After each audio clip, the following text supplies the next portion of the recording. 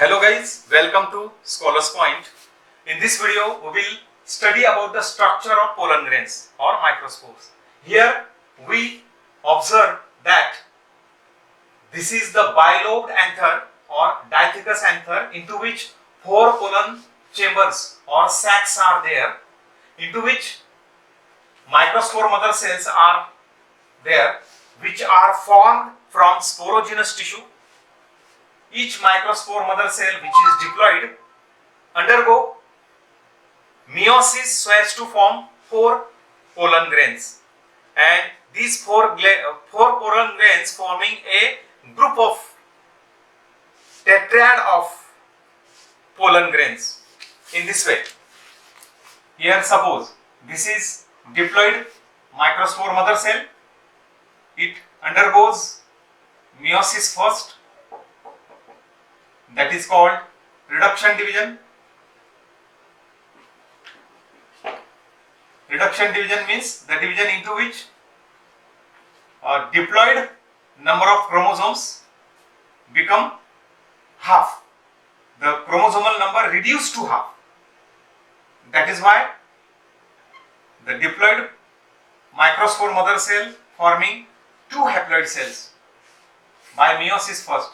Then again meiosis second takes place, by which 4 pollen grains are formed which are haploid. 4 pollen grains means 4 microspores which are haploid, and they are in the form of tetrad of microspores like this, and later on they get separated like this. This is the tetrad of microspore. Okay, now this is all about the process of microsporogenesis which occurs inside the pollen chambers or sacs of anther. Microsporogenesis, the process in which microspore mother cell divides meiotically so as to form pollen grains or microspores which are haploid. MMC means microspore mother cell diploid by meiosis inside the pollen sac, forming microspores or pollen grains which are haploid. Okay, now we will focus over the structure of each microspore means pollen grain. Now we learn more details about the structure of pollen grain. Here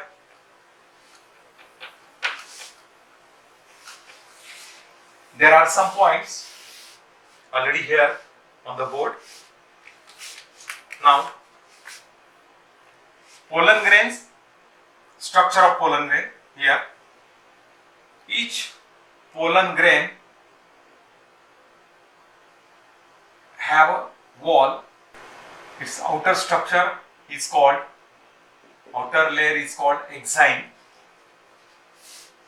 which is thick, and inner structure is called intine. Here each pollen grain is haploid, means having single set of chromosomes in their nucleus. They are non-motile. In angiosperms, male reproductive structures like here, microspore means pollen grains, they are haploid as well as non-motile. They are unicellular. Their first form are in one cell stage, that is why called unicellular, means one cell, uninucleate having one nucleus like this. Here there is a single nucleus. Okay, pollen grains are haploid, non-motile, uninucleate and unicelled structures. Pollen grains may have either smooth wall like this. Here the outer wall, exine, outer layer is exine, which not having spines. If spines are absent, it is called smooth wall. This type of pollen grains occur in air pollinated flowers or even water pollinated, air and water pollinated flowers. While spiny wall, if the exine have spines, fine sharp structures called spines. These are the spines which helps in adherence over the body of pollinating agents like insects, birds or bats, etc. Okay? And this type of means spiny walled pollen grains found in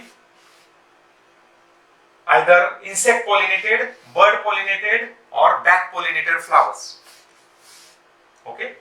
Now, the wall of pollen grain is two layered. As we mentioned here, exine, intine. These are the two layers. Exine is outer thick layer.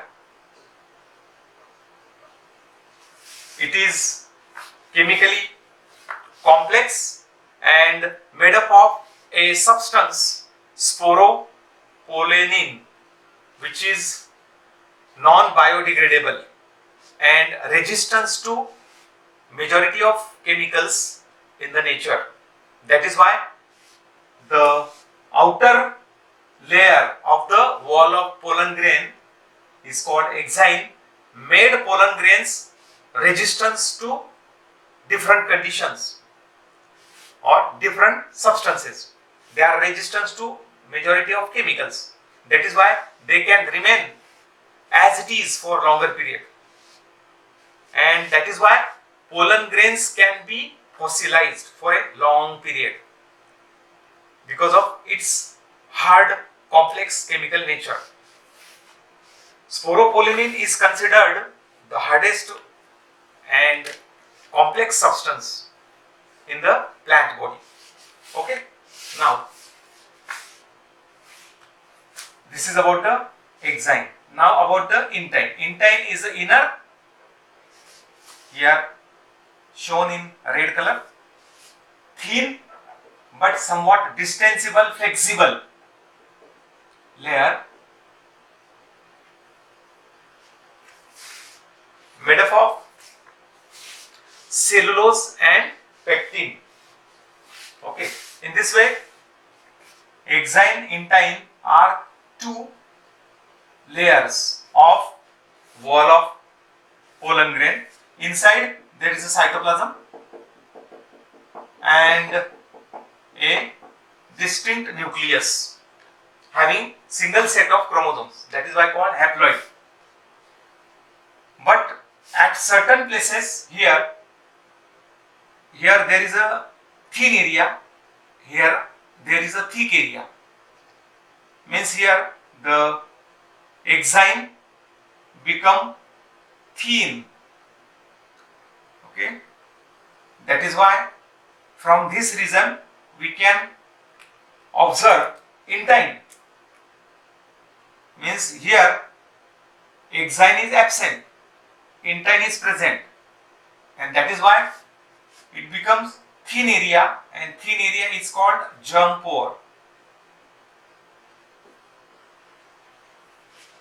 Germ pores are the pores which allow growth and emergence of pollen tube during the process of germination. And this is the formation of pollen tube when germination occurs. Okay, and dicot pollen grains have about 3 germ pores, more than 1 germ pores, while monocot pollen grains have 1 germ pore. Okay, in this way,